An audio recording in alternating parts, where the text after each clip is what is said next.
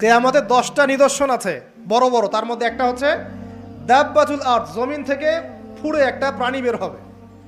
আর এখন মানুষ এগুলো বিশ্বাস করবে না আমি জানি, 2 দিন পর নাসা যখন বলবে তখন বিশ্বাস করবে। কথা কি বুঝতে পারছেন?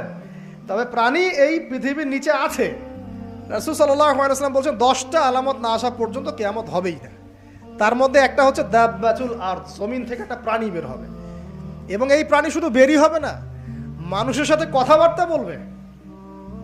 এবার মানুষের সাথে কথা বলবে প্রাণী। বিশ্বাস করছেন? এখন বিশ্বাস করছেন না জানি, কিন্তু প্রাণী মানুষের সাথে কথা বলবে। আল্লাহ পাক বলাতে পারেন না? পারেন। আচ্ছা, সামনে যান। ওই প্রাণী যখন দাঁড়িয়ে আছে রাস্তায়, এখন এই বালক বলছে আজকে আমি প্রমাণ করে নিব যে আল্লাহর আনুগত্যশীল ওই পাদ্রী সঠিক নাকি ওই জাদুকর সঠিক। এবার সে একটা ইট হাতে নিল, পাথর হাতে নিয়ে এসে বলছে, আল্লাহ তোমার কাছে যদি ওই জাদুকরের কাজের চাইতে এই পাদ্রীর কাজ বেশি পছন্দনীয় হয়, এই ইটের আঘাতে এই জন্তুকে তুমি মেরে ফেলো আল্লাহ।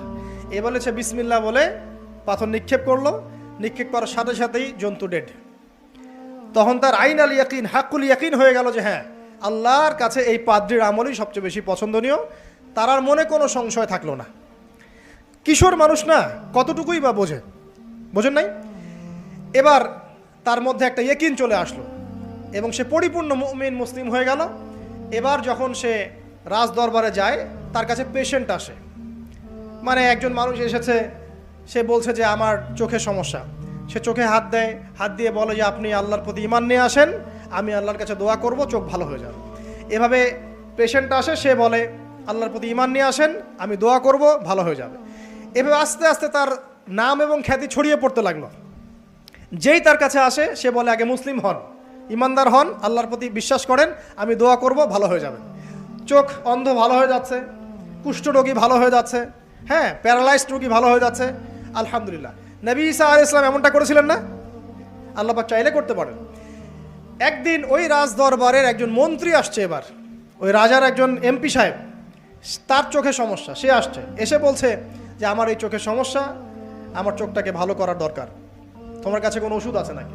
সে বলছে যে আপনি আল্লাহর প্রতি ঈমান নিয়ে আসেন, আমি আল্লাহর কাছে দোয়া করব, আপনি ভালো হয়ে যাবেন।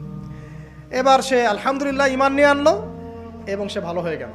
এই ভালো হয়ে যাওয়ার পরের দিন যখন সে আবার ওই পার্লামেন্টে গিয়েছে আর কি, ওদের তৎকালীন রাজদরবারে, এবার রাজা ওকে দেখে বলছে যে তোমার তো চোখ অন্ধ ছিল, কিভাবে শেফা লাভ করলে? তো সে বলে না কিভাবে শেফা লাভ করলো, সে বলতে চাচ্ছে না, কারণ সে আজ করছে যে বললে সমস্যা হবে। তো এক পর্যায়ে তাকে খুবই পিটুনি দেওয়া হচ্ছে, রিমান্ডে নিয়ে গিয়ে কঠিন মাইর দেওয়া হচ্ছে। এক পর্যায়ে সে মারের যন্ত্রণা সহ্য করতে না পারে বলে ফেললো যে ওই বাচ্চা, তার কাছে গিয়ে আমি আরোগ্য লাভ করেছি এবং সে আমাকে বলেছে যে তার রবের প্রতি ঈমান নিয়ে আসতে, তাহলে আমি শেফা লাভ করব। এই বাচ্চা এখন বলছে ফেরাউনের মতো, যায় না রব্বুকুমুল আ'লা, আমি তো তোমাদের রব। নমরুদের মতো, আমি তো তোমাদের রব। ঠিক আছে, আমি ছাড়া তোমাদের কে রব আছে? আমি তো জানি না যে আমি ছাড়া তোমাদের কোনো ইলাহ আছে। এবার এই লোকটাকে হত্যা করা হলো, এই এমপি সাহেবকে হত্যা করা হলো, বিকজ সে ঈমান নিয়ে আস। এবার সেই বালককে ডেকে আনা হচ্ছে, বলা হচ্ছে বলো তুমি নাকি তোমার রবের নাম দিয়ে মানুষের ট্রিটমেন্ট করা শুরু করেছো? তখন সেই বালক বলছে হ্যাঁ, আমি এক আল্লাহর প্রতি বিশ্বাস করি এবং তার রাসূলের প্রতি বিশ্বাস করি, তার প্রেরিত আসমানি কিতাবে বিশ্বাস করি। এখন রাজা বলছে আমি ছাড়া তোমাদের কোনো ইলাহ আছে আমি তো জানি না। এই সৈন্যবাহিনী শোনো, এই বালককে ধরো, ধরে নিয়ে গিয়ে উঁচু পাহাড়ে নিয়ে যাও, ওখান থেকে ফেলে দাও। কথা বুঝতে পারছেন? এবার তাকে নিয়ে যাওয়া হলো, ক্রস ফায়ার দেওয়া হবে। এবার উপরে নেওয়া হয়েছে, একদম পাহাড়ের উপরে। এবার ওই বালক উপরে উঠে একটা দোয়া করছে, এই দোয়াটা সবাই শিখে নেন। ওই বালক উপরে উঠে দোয়া করছে আল্লাহুম্মা কফিনিহিম বিমা শি'তা, আল্লাহুম্মা কফিনিহিম বিমা শি'তা, আল্লাহুম্মা কফিনিহিম বিমা শি'তা। পাহাড় থরথর করে কাঁপা শুরু করলো এবং ওই সৈন্যবাহিনী পাহাড় থেকে পড়ে গেল। বালকের কিচ্ছু হলো না।